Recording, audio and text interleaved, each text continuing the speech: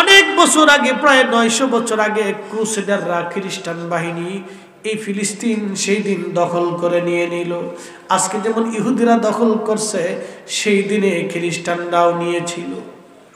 মনোযোগ দিয়ে যাবেন দেবপাড়াবাসী।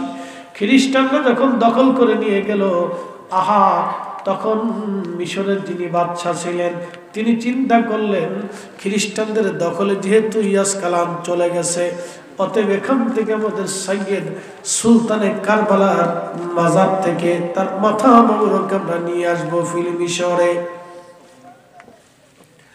সেই মিশরে আনার জন্য 530 হিজরি, 530 হিজরি হযরতে সুলতানে কারবালা হুসাইনের শাহাদাতের 470 বছর পর, 470 বছর, কত বছর?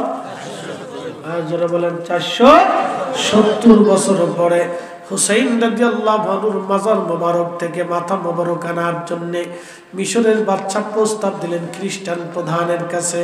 খ্রিস্টান প্রধান বলেন, মাথা নিয়ে যাও, কিন্তু 30,000 স্বর্ণ মুদ্রা দিতে হবে।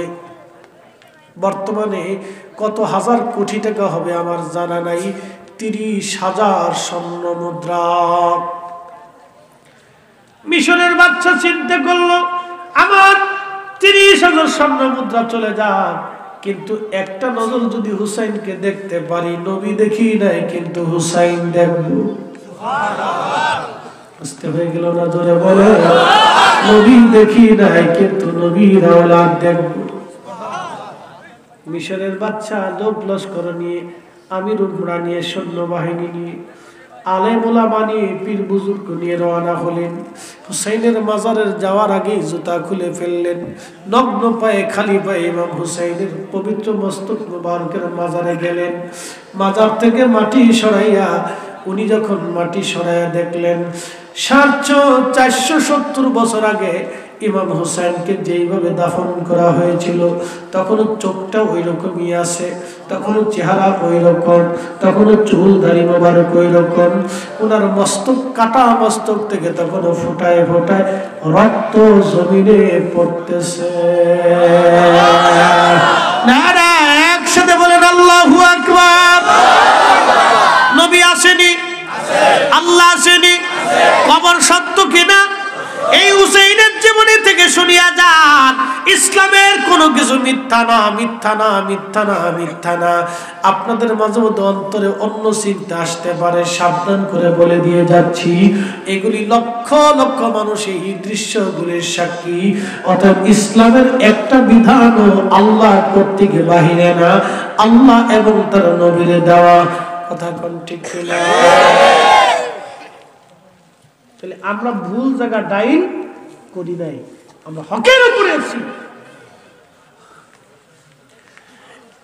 দেবপাড়াবাসী, হুসাইন রাদিয়াল্লাহু আনহু পবিত্র মাজার থেকে মাথা মোবারক উঠাইয়া নগ্ন পায়ে, খালি পায়ে, নিজে বাচ্চা কাঁধে করে নিয়ে চলে আসলেন মিশরের আল আজহার বিশ্ববিদ্যালয়ের পাশে তাকে সমাহিত করা হলো।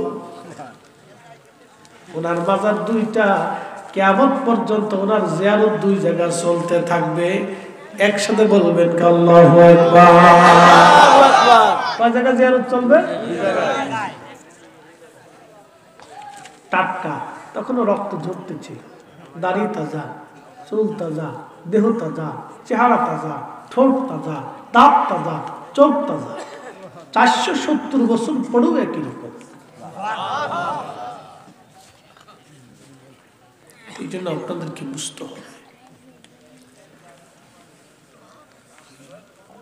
মুহাম্মদ ইবনে সুলাইমান জাজুলির 70 বছর পরে কবর থেকে উঠানো হলো। কারণ কি? উনি আশিক রাসূল ছিলেন, অধিক পরিমাণে দুরূদ পড়তেন। দুরূদের কিতাব লিখে গেছেন দালাইলুল খায়রাত। একসাথে বলা যাবে না মারহাবা? দালাইলুল খায়রাত লিখে গেছেন। ওনার দালাইলুল খায়রাতের মুকদ্দমার ভিতরে, ওনার জীবনীর ভিতরে আসছে 70 বছর পরে ওনার কবর থেকে তখন দিনদার দেহ অবস্থায় উঠানো হয়েছিল। একসাথে বলা যাবে না আল্লাহু আকবার? যুগে যুগে ওলিরা এগুলি নিদর্শন দিয়ে গেছে। যারা বলেন মারহাবা। এই জন্য আমরা সুন্নিরা হক, যারা বলেন ঠিক না বেঠে, আমরা কি হক জোরে বলেন আমরা কি? না না, একসাথে বলেন আমরা কি? সুন্নিরা কি? হক, কোনো সন্দেহ? একসাথে বলেন সন্দেহ? আল্লাহ আমাদের বুঝার তৌফিক দিক বলে না।